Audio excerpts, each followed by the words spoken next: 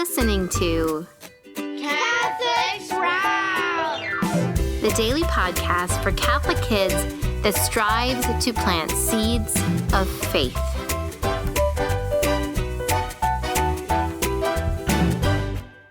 Hey there, Sprouts. Today is Tuesday, March 18th, 2025.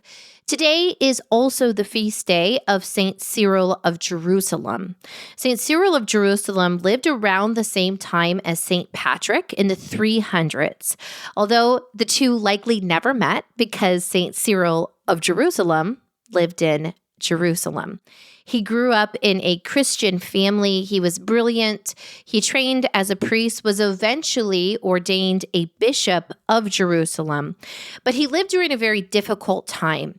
If you remember, the first 300 years of Christianity, from about the year 33 through probably just after 300, the Christian church was persecuted throughout the Roman Empire, which was pretty much of the known world. Christians died as martyrs everywhere, and the church was largely underground. But during the lifetime of St. Cyril of Jerusalem, that ended because Constantine, with the help of his mother, St. Helena, converted to Christianity and began to promote the faith.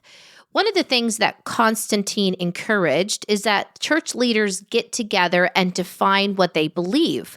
Because you can imagine with Jesus gone and the church growing and encountering all of these different cultures and people living hundreds and hundreds of miles apart, there was no email, no phone calls, that things could become confused and that even people might be practicing the faith slightly different in these different areas.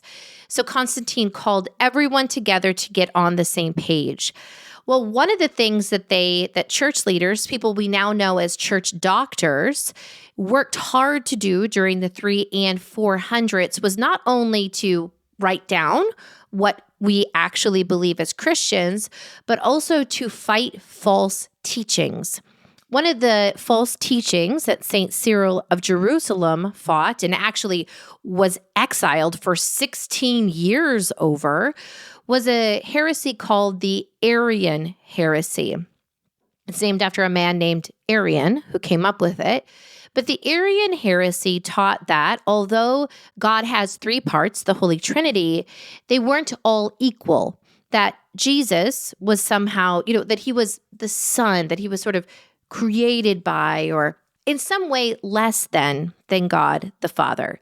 Now, this is a lie. This is a false teaching. We believe that the three parts of the Trinity are all God, that are all eternal, that are all one. Very important. You might think, oh, that's kind of a small detail, but it is not. And correctly understanding God is fundamental to practicing our faith. Many people died over this argument. And like I said, Cyril of Jerusalem lived for 16 miserable years in exile over it. He is now a doctor of the church because throughout that time, he clearly and consistently taught that Jesus Christ is one with the Father, eternally begotten. So let's all thank St. Cyril of Jerusalem for teaching that. Now, this week on the Catholic Sprouts podcast, we are talking about S for soul. But before we dive back in, please join me in our March prayer, the Fatima prayer. In the name of the Father, and of the Son, and of the Holy Spirit. Amen. O my Jesus, forgive us our sins, save us from the fires of hell. Lead all souls to heaven, especially those who are in most need of thine mercy. Amen. So yesterday we talked about the soul. It's the animating principle of the body. It's where our thoughts and emotions, desires, reason come from. So where did the soul come from and why are we created this way?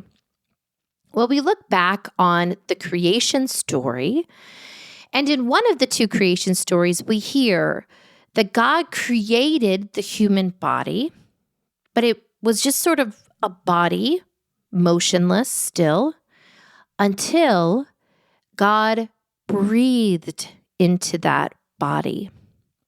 Now, just sort of picture this. And I know God is spirit. It's kind of an impossible thing to picture. But picture that. Picture your body without any life in it. And then God himself giving his breath to you to fill your lungs, to turn on your brain, to activate your heart through his breath. Now, there's many passages in scripture that talk about breath, that breath is life. And when we breathe, we of course know we are alive. Breath is a sign of life. And it also is a sign of the soul active and animating our body. Now, also, when we get to the other end of the Bible, when we read the letters from St. Paul, when he talks about the soul, he uses a Greek word for breath. He actually uses a Greek word for breath when he talks about the soul. And so my challenge for you as we continue to just think about the way we're formed, yes, we have this body that we need to care for, but we also need to care for our soul. And this reflection on God's own breath in us is a command to care for our soul, to be stewards of this divine gift that we are given, the gift of life, the soul inside of us that animates our body. So my challenge for you is to just slow down, turn off all the noise and distractions for maybe just 1 minute and breathe. Breathe deep and slow and focus on your breath. Just call to mind the great gift of life that flows through your body and picture that story from Genesis. Although you weren't that particular person that God created at the beginning of time, he did create you. And that first breath you breathed in happened according to his will. His divine life is in you too. So reflect on that as you just slow down and breathe.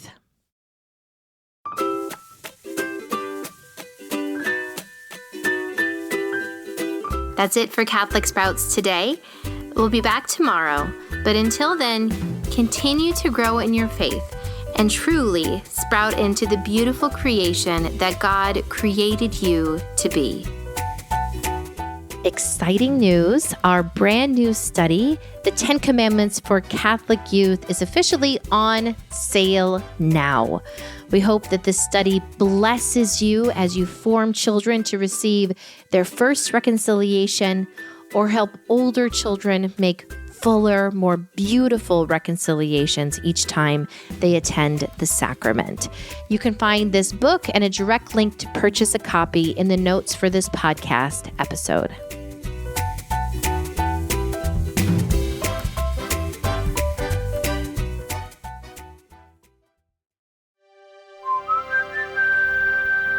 This podcast is part of the Spoke Street Network. For more great podcasts, visit spokestreet.com.